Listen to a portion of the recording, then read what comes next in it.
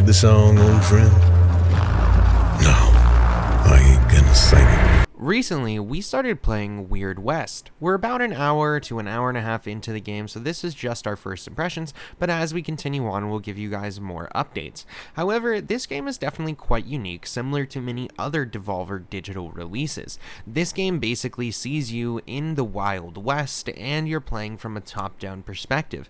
There are certain aspects that you have to deal with in the game, such as cannibalism or certain other random events that can happen when you're traveling from place to place, and as you get to new locations, you have to explore those areas in order to complete missions or solve different questions that you might have about the whereabouts of certain people or certain groups. Usually you have to engage different people at various camp points, and the way that you can engage them is either through luring them off to the side and then kind of knocking them unconscious, and then maybe taking them off and then killing them, or you can leave them unconscious. However, they will get up and come back and try to find you, which can alert the rest of the camp. So what I found to be most useful is usually just literally taking somebody, knocking them out, and then dragging them to the side outside of the camp and then smashing their heads in with a shovel. It's extremely brutal, which makes it really funny when you have the juxtaposition of how brutal it is with the cartoony nature of everything.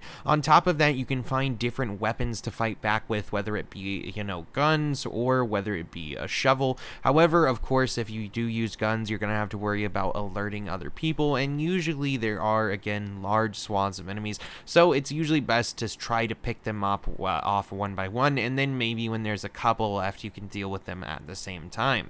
I really find the traveling in the game to be really nice and simple too, where you basically use fast travel for most things, and it really allows the map to feel very big while also maintaining a really low level budget and indie production feel.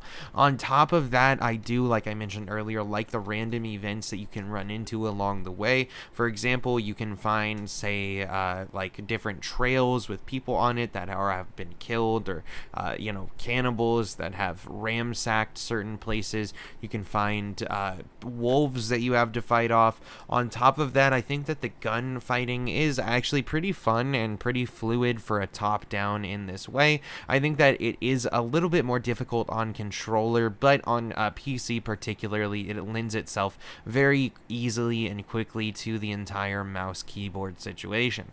What do you guys think? Have you guys played this game? It is free on Game Pass, so if you haven't, I definitely recommend you guys give it a try. We definitely will continue playing it as well.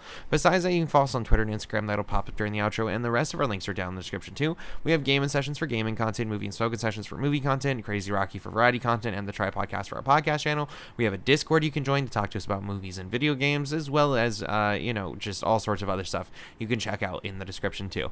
Alright guys, I'll see you all in the next one.